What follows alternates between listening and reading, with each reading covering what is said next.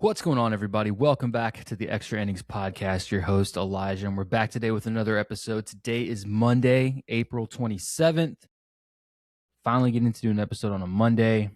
Excited. Got some weird wires going on over here. We got a short episode today. Going to focus mostly on the elephant in the room that we can't not talk about, which obviously is the Boston Red Sox. So, if you've been living under a rock, if you watch baseball, it's hard for you to not know this, but if you haven't heard about it and you are living under a rock, the Red Sox fired Alex Cora, which was the acting manager. He led them to a World Series in 2018. He was caught up in the whole cheating scandal with the Astros and all that stuff, but kind of was beloved over the last couple of years in Boston. Led them to obviously the playoffs last year, where they were eliminated in the first round of the Yankees in the wild card.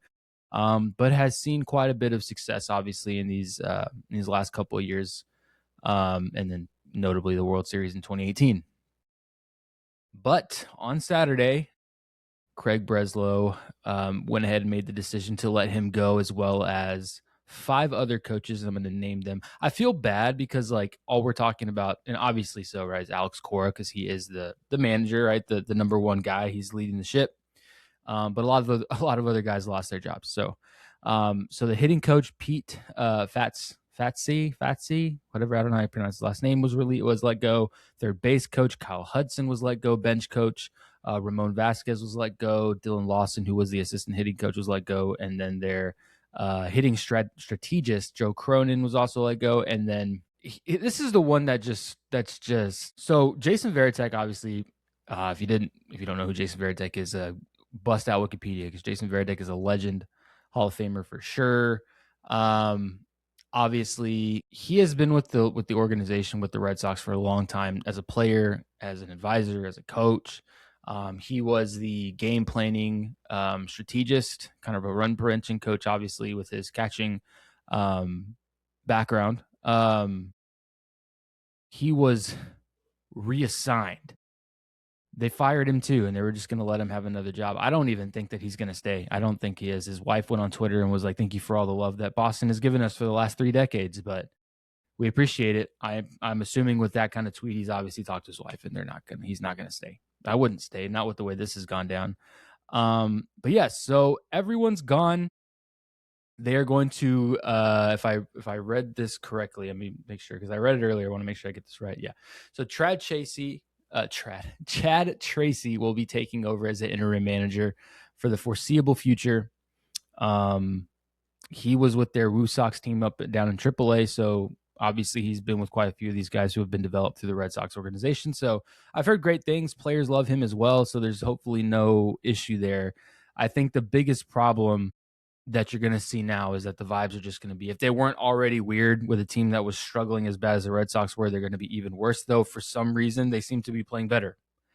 They won the game on Saturday night 17-1. Then they fired Cora. Then they came back and won on Sunday.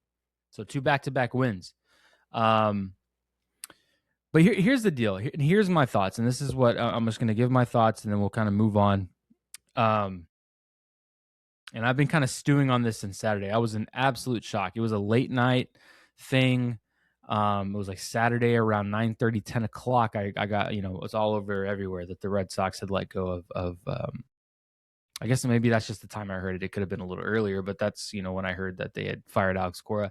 And then all of a sudden it was like more and more and more and more and more and more guys were like, obviously not that it's not a massacre or anything, but five more guys were let go. And then I thought, well, Jason Varitek surely stays. And then they're like, well, he's going to be reassigned. I'm like, oh, geez. Let me start from the beginning on this. So Craig Breslow, in my opinion, right? This is my opinion.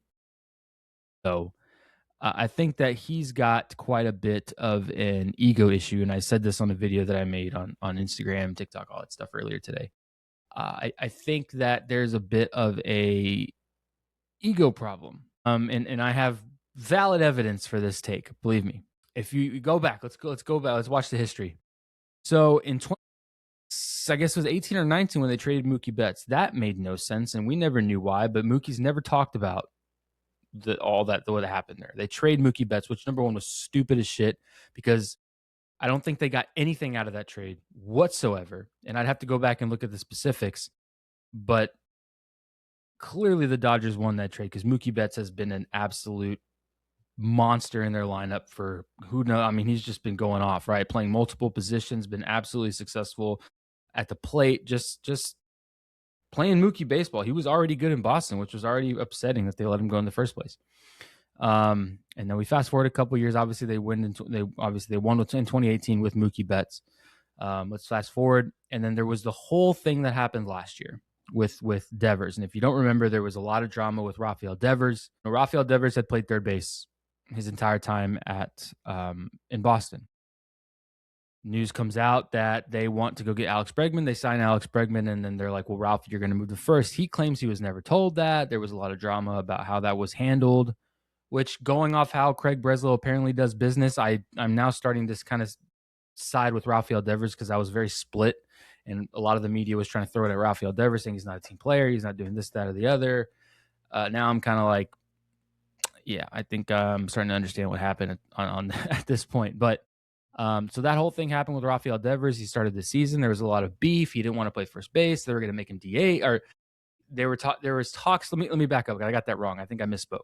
So they get Bregman. They're going to put him at third, and they want Rafael to DH. And they had Tristan Casas at the time. And apparently there was maybe some talk that he might play some games at first, but they wanted him to DH. They wanted him to DH. He didn't want to DH. And for a lot of people, like I talked about this last year, like DHing is weird. It's not the same, especially when you go from playing. It keeps you, like, playing defense and hitting, doing both. It keeps you engaged in the game a little bit better, right? So taking an at-bat, sitting for 2 innings. Taking an at-bat, sitting for 2 innings. A lot of people are like, oh, that must be a cush job. Well, it's a little bit harder. It's not necessarily a cush job. It's not easier. And for some guys, it's harder because they have to lock back in, and they've kind of fall back, and then you lock back in. It's a lot harder of a job. And he really struggled last year in the DH role for a while. And then I think he had like an 0 for something stretch. So he struggled for a bit, found the groove, and then they ended up trading him to San Francisco. And then he ends up playing first base, which was even more of a slap in the face to the Boston Red Sox, which shows that more likely that Devers was having issues wanting to play first for Breslow, because once Tristan Casas went down, they're like, we want you to play first. And he was like, you never told me about that. You told me you pulled me from third base. You tell me I'm going to DH. I prepared to DH. Now you want me to play first base. You didn't tell me I was going to have to play first base. You kind of mentioned it, but I never took any reps. A lot of drama on that front.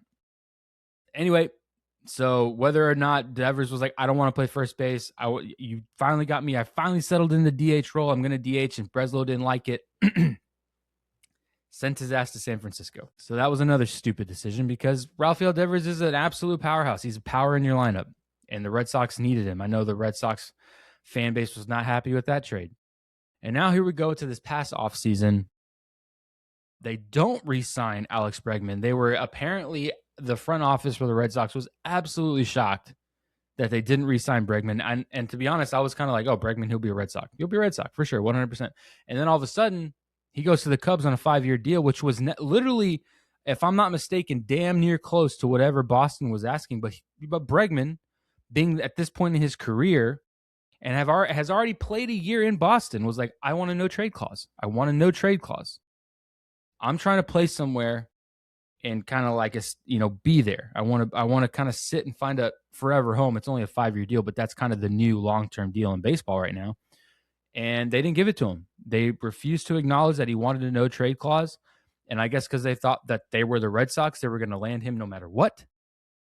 Didn't give him a no-trade clause, and he went and signed elsewhere, and Boston was in shock. So once again, Craig Breslow in the front office for the Boston Red Sox dropped the ball again. So let's keep going, because we're not done yet. So then they're like, oh shit, Casas has been injury riddled. We don't necessarily have a first baseman. Let's go after Pete Alonso. Well, they lowballed the shit out of Pete Alonso. Didn't get Pete Alonso. So, that was a big piece. So they didn't get either of those guys. They land, obviously, the year before they went and got Garrett Crochet. That was a good signing. They got Ranger Suarez, good signing. They got Chapman, great signing a couple years back. Like, they have the pitching. But here's the deal. When you sign all these guys, these pitchers, right? Because on paper, the Boston Red Sox, you've got Sonny Gray, you've got Garrett Crochet, you've got Ranger Suarez, you got who else they got? Connolly Early. So you've got and now Peyton Tolley, because Sonny Gray's no longer in that rotation. So you've got dudes that can pitch, but a lot of the other guys between Brian Bayo, Ranger Suarez hasn't pitched well, Crochet hasn't pitched well. When you've based a lineup, and again, it's kind of a split, but when you base your lineup, your roster construction on run prevention, meaning you're going to beef up on the pitching, you have to at least do a little bit offensively. They didn't do much of anything offensively. They got Wilson Contreras, which was fine. But other than that, they ran out with, Roman Anthony, who is, a second-year guy who you can't, yes, we expect Roman Anthony at some point in his career to be a dude, but he's not going to be a dude his rookie year. That just doesn't happen. So you can't expect a whole lot there, which he struggled. Christian Campbell, who they signed to an extension, has also struggled. Again, it happens every time. Anyway, so Christian Campbell struggles. They signed to extension. He's back in AAA. He's not playing. You don't have Tristan Casas at first base. Trevor Story has been playing awful. Marcelo Meyer has not been playing great. Jerry Duran, they started taking out of the lineup because he's not hitting well. And it just goes in this circle and circle. They have no bullpen besides Garrett Whitlock and Aroldis Chapman. Their bullpen has been blowing games. Weissert has not been playing well. So you can keep going and just spinning the wheels, but the roster construction is not there. That's the biggest problem with this team. And it all goes back to Craig Breslow. All of it. And now here we are, 2026 season. Honestly, on paper, and again, I didn't watch a lot of their spring games, so I'm not going to be a guy who's going to sit here and tell you I saw this coming, because I didn't. I saw the roster construction. I saw how they played in the postseason last year, and I thought, oh shit, the Red Sox are scary. All the way through, between the young pitchers they have in their farm system, which was Connolly, early Peyton Tolley, and they have a couple other guys. And, Garrett Crochet, who absolutely carved last year, was a runner-up in the Cy Young. Ranger Suarez, who's been a piece for them, for the Phillies, for God knows how long, and they got him. And I was like, oh, shit, Sonny Gray can give you some flashes of some elite stuff. Kind of moving up in age, but hey, you never know. Sonny Gray can come out and shove. They got a lot of pitching, and then on paper, obviously, the way that they hit last year, they were good. And then for them to come out and just not do well, it just kind of shocked a lot of people. Like, they were playing really, really bad. I was shocked. I was like, holy shit, this is not what I thought. But it's kind of been like the funny thing about that, not just singling out the Red Sox, like that whole division, like everyone at the end of the year last year was like, I keep forgetting what I feel like a fraud because I don't know divisions. I know teams and I can tell you a bunch of shit, but for some reason, I always forget what division teams are in. I can name you all the teams in the division, but I don't know the name of the division. It's fucking weird. The AL East. I don't know why I can't remember the AL East, because you've got the Orioles, you've got the Rays, you've got the Yankees, the Red Sox, and the Blue Jays, right? Now, all those guys, and Boston, obviously, all those guys, I think I said Boston, between Toronto, Boston, and Baltimore, on paper, all three of those teams should mash, and then you throw the Yankees in there, and it was touted to be a nasty cage fight because of how well the Blue Jays played last year, which we're seeing they're struggling. The Red Sox are struggling. The Orioles, as young, how much young talent they have, they've struggled for the last couple years now to put it all together. The Yankees are kind of just running away. The Rays have been playing good ball, but obviously they're not going to play ball to the caliber of the Yankees. So the Yankees are 100% just going to run away with the AL East. That's just how we've seen it. But it wasn't supposed to be that way. And I think that's what's more shocking. So here we go. So now Saturday comes, and we had already, obviously, when teams like the Mets and the Phillies, who have been struggling really bad, like unforeseen bad, you start to be like, okay, how much longer does this manager have?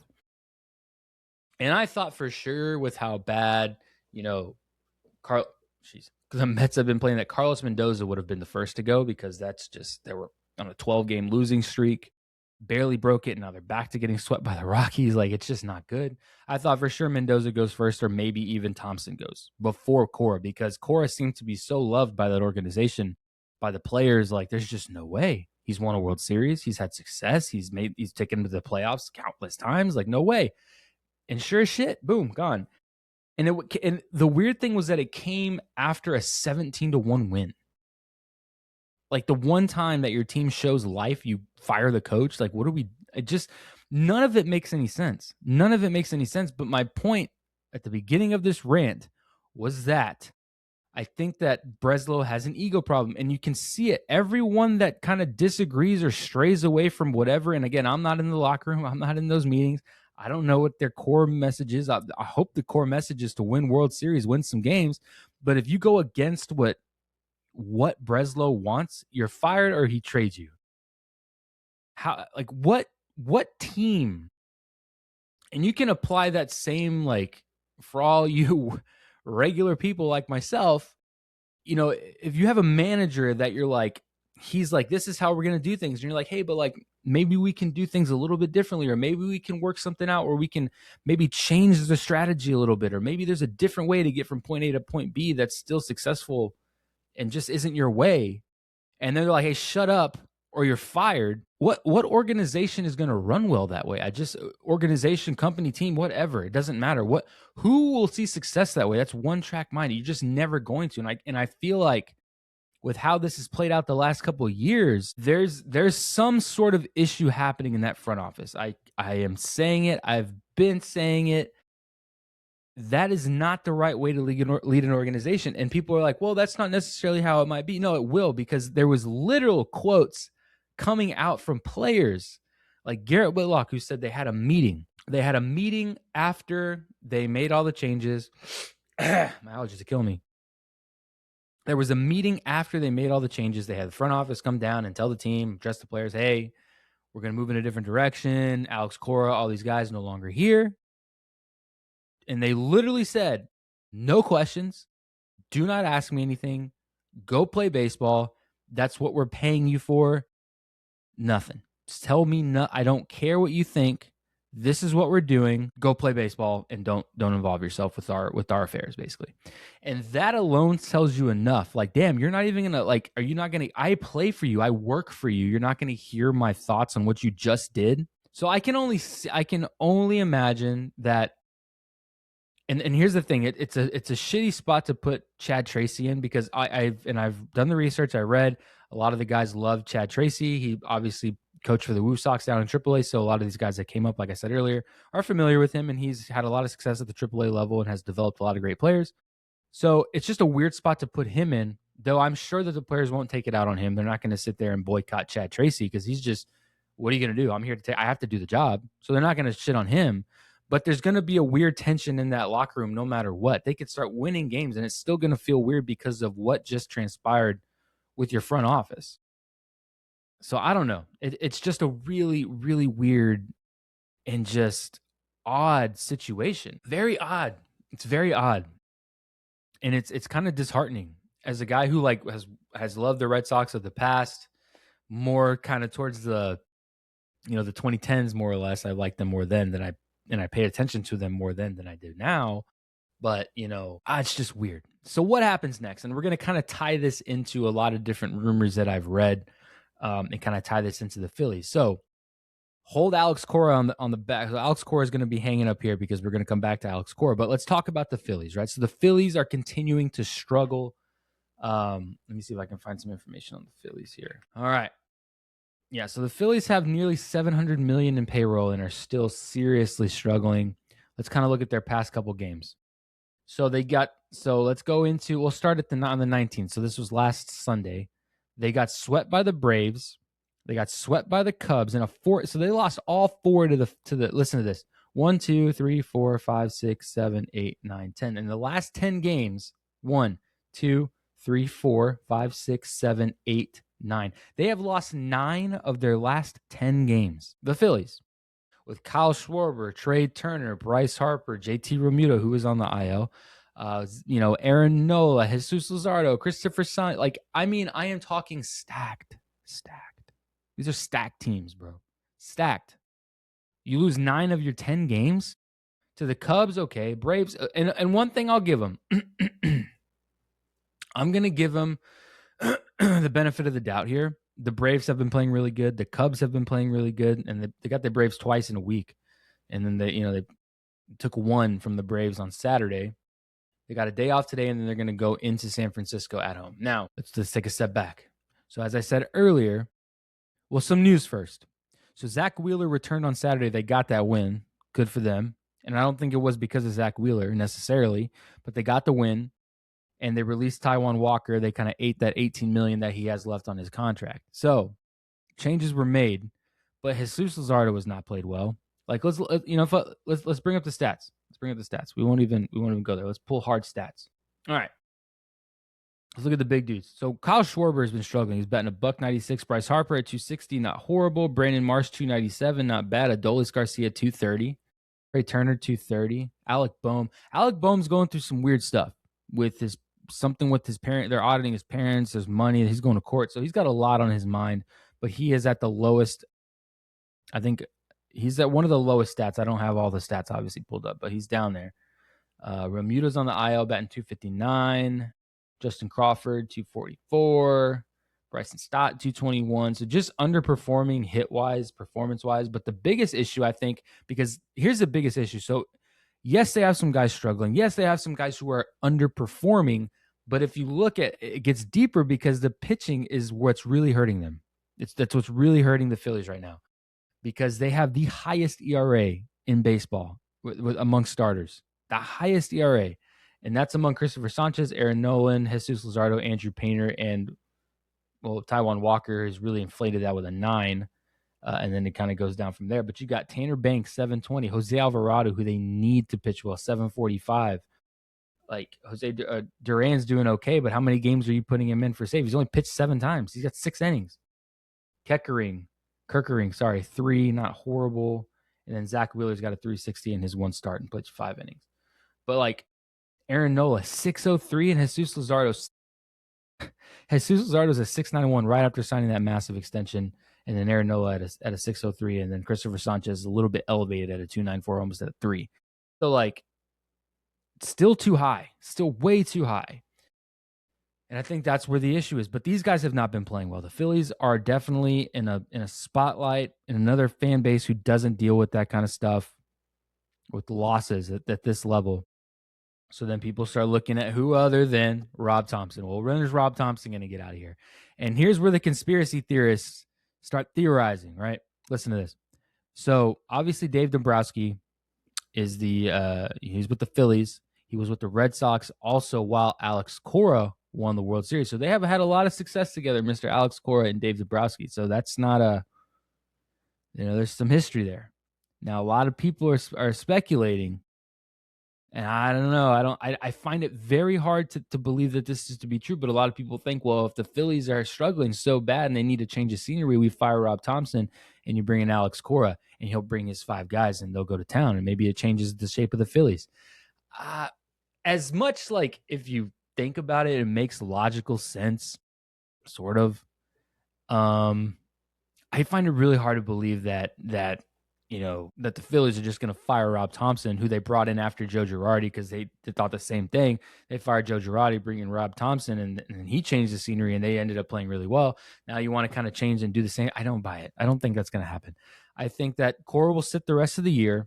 I don't think anyone's going to bring him in because I don't think Mendoza gets fired, and I don't think that Thompson gets fired this year.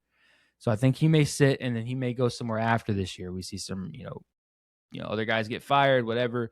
Cora's not done in Major League Baseball. He'll get another job, 100%. I just don't think it'll be this year. So people that are thinking that the Phillies are going to fire Thompson and then bring in Cora, I don't think so. Check again. But yeah, I don't know, man. I don't have an answer for the Phillies. A lot of times I can kind of theorize and kind of give you, ideas and thoughts of what needs to happen. They need to pitch better. They need to hit better. And they need to play better defense. Defense has been really bad for the Phillies as well. So that all around, they just got to play better. And that's what's kind of like frustrating, especially looking at the Red Sox and the Phillies, is that there's nothing that the coach can do. Like, I can fire you up all day long, but if you don't go out there and pitch well and you don't field the ball, it doesn't matter what I tell you. It doesn't matter how hype I can get you or what I can tell you. It doesn't change anything. So it is what it is. It is what it is. Next on my list is the other third amigo, I guess is the way to put it, that's just been in the shitter, is the Mets. The Mets got swept by the Rockies, which was funny. A lot of people were thinking maybe today, because I don't think that they play today. Let's look at the schedule. Let's look at how the Mets have shaped up. So the last game they won was, they took 2 out of 3 from the Twins, and then they got swept by the Rockies. After getting swept by the Cubs, they took 2 out of 3 from the Twins, and then they lost 3 to the Rockies. So once again, they're still not playing well. See, they don't play today. So I guess a lot of people were thinking that maybe they fire Mendoza today, Monday press conference, but they didn't. They gave Mendoza the press conference, so everyone knew, he's not getting fired.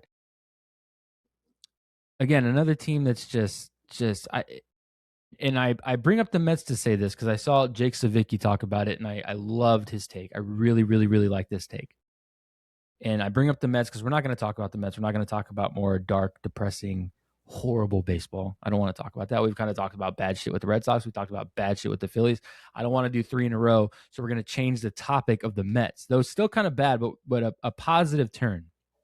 And I'm just reiterating what I saw on Jake Savicki's Instagram. I commented on it. I love the take. So, he mentions this. The Dodgers are out here spending all this money. And people are always upset at the Dodgers. Oh, they're spending all this money. It's not fair. They're ruining baseball, blah, blah, blah. Well, hey, the Mets have spent damn near just as much money. The Phillies have spent damn near just as much money. Of course, there's a deferment argument, and maybe that should change. But everyone's mad, and that's the reason we have to come together on the CBA and put the lockout at the end of the year on December 1st. And there's a whole lot kind of hanging in the balance of the CBA discussion we're going to have this offseason.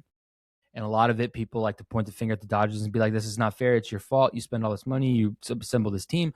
But let me tell y'all something. This is something that I've thought for quite some time now. I really do. And it's something I've said.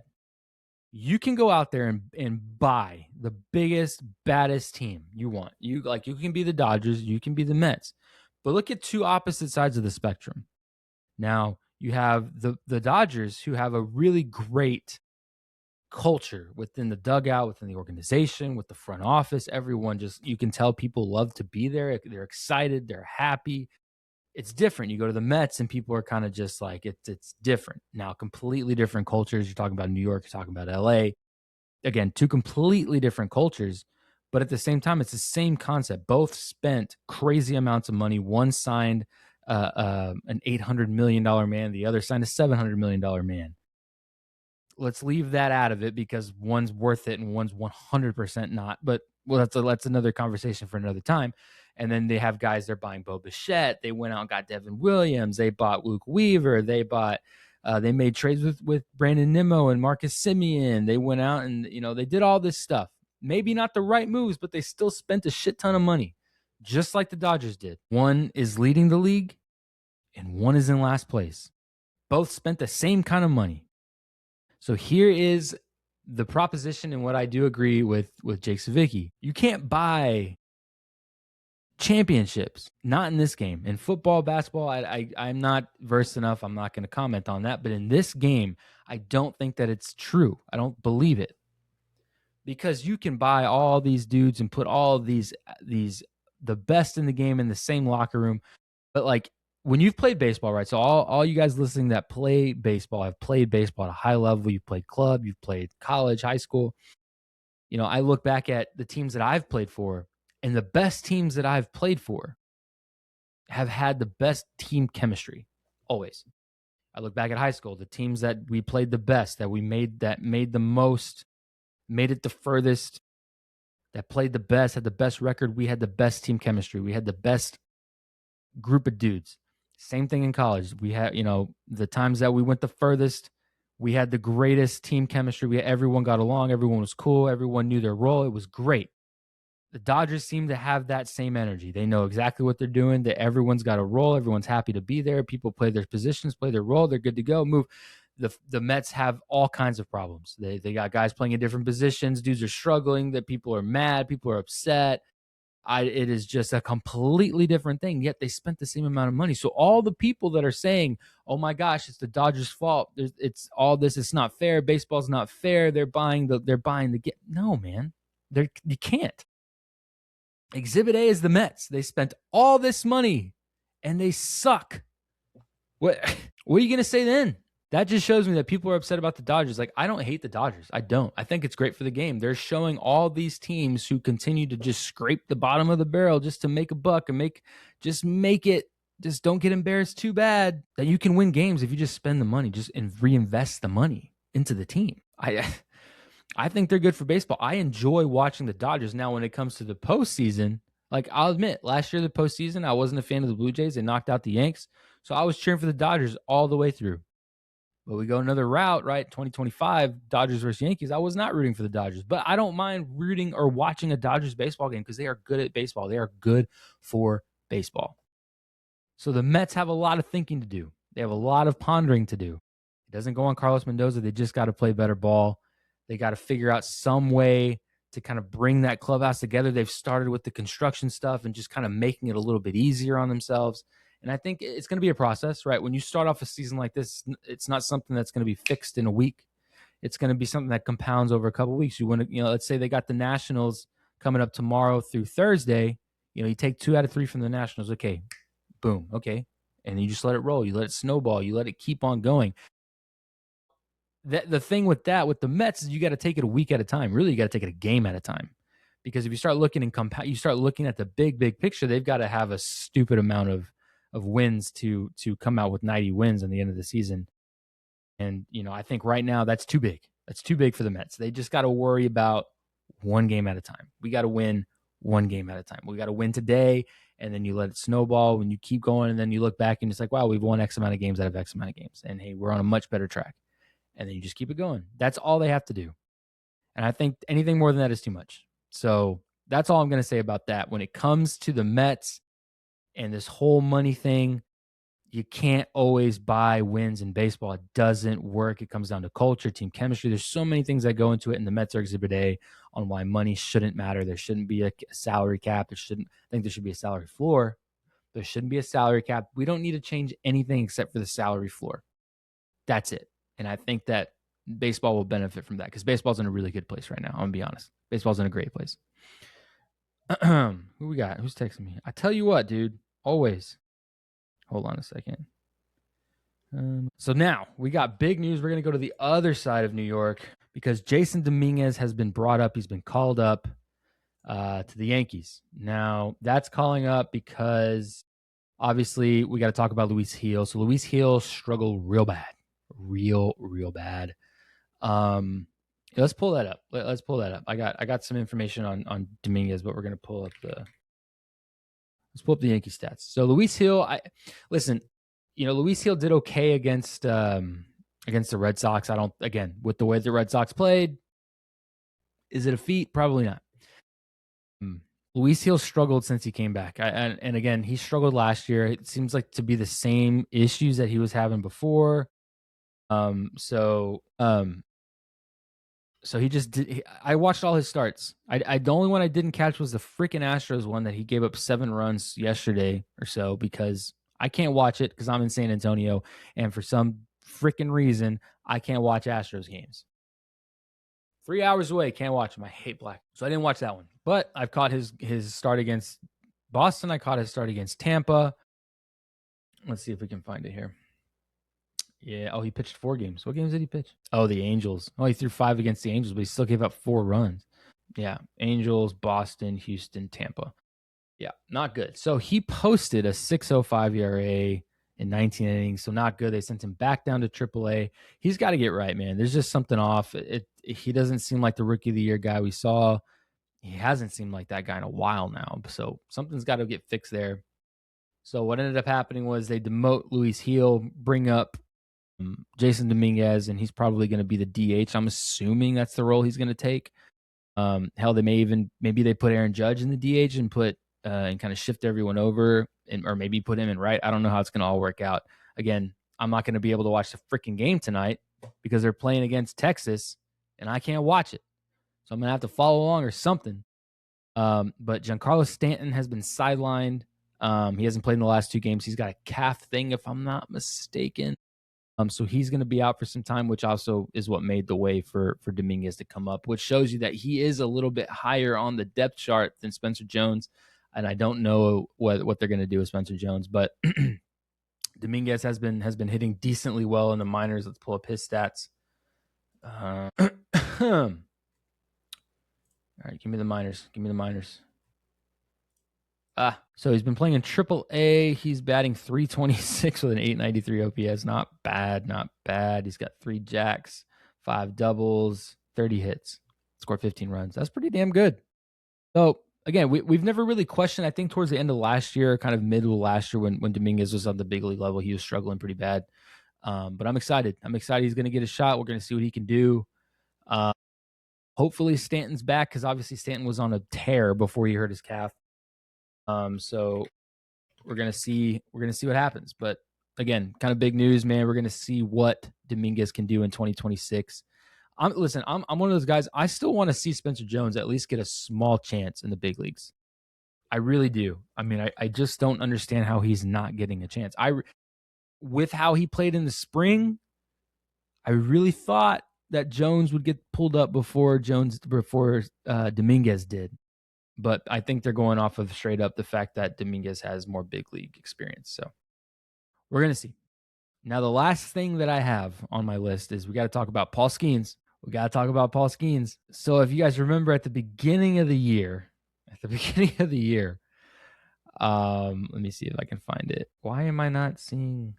Hold on. Wait, what? Why is this being so? Oh, okay. Cool. I was like, did I say August? All right. So if you don't remember, I made a video. I was pissed off because first game opening day, we got Paul Skeens coming out pitching against the Mets. And he left without recording an inning. He got 2 outs. He pitched 4 hits, 5 runs, 5 earned. He walked 2 guys, hit a guy, and had 1 strikeout. He left with a 67.50 ERA after the first game, and everyone was kind of like, "Oh shit, did Paul Skeens fall off? What happened?" And let's keep going. So he's had 5 starts since that opening day. He pitched on the 1st, the 7th, the 13th, and the 18th. And then the 24th, which was 3 days ago. And in those starts, so against Cincinnati, he pitched 5 innings, 3 hits, 1 run. Then he threw against San Diego, 6 1/3, 2 hits, 1 run. Threw against Washington, 6 innings, 1 hit, 1 run. Then he threw against Tampa, 4 innings, 3 hits, no runs. Threw a lot of pitches. Then he threw against Milwaukee, 7 innings, 1 hit, no runs, 7 strikeouts. He's had 27 strikeouts since that fateful day. 28 strikeouts since that terrible day on March 26th. And now from a 67.5 ERA, he is now down to a 2.48, sub 3. So anyone that was worried about Paul Skeens was thinking he fell off. No chance. He has been Paul Skeens ever since that day. I don't know what happened that day. I'm still like kind of in shock that whole thing happened, but whatever. It made me hate O'Neal Cruz for a while, but then O'Neal Cruz just turned into an absolute beast. Because let's look at O'Neal Cruz.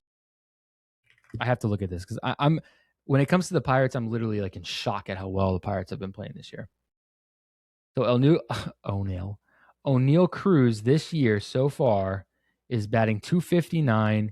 He's got 8 jacks and he's got an 838 OPS, which as of right now is the best in his career. Where did it come from? I don't know, but he's mashing and the Pirates are good. Listen, I said it a while ago. I'll say it again. The Pirates are good. And we'll see where that goes when we're in June, July, August, but I believe that they're good and I'm excited to see what else they got. But again, to reiterate what I was originally talking about, Paul Skeens is still Paul Skeens. It's just forget the 67.50. He's back down to a sub 3, which is better than a lot of pitchers in baseball right now. So never sleep on Paul Skeens. But anyway, guys, thank y'all so much for listening. I appreciate it. A shorter episode today. I'm hoping to get another one out by Thursday, maybe Friday. Get a little birthday episode, maybe. I don't know. But be sure to check us out on YouTube, Instagram. So on Instagram, I'm posting all kinds of videos. On TikTok, same there. And then on YouTube, obviously, like, subscribe, comment, all that stuff. I love talking ball with you guys, man. If you think I'm wrong, if you have a different take, comment, let me know. Let's talk. I love talking ball. You can argue. Tell me I'm stupid. Let's talk. But again, guys, thank you so much for listening, and I will catch you guys in the next episode.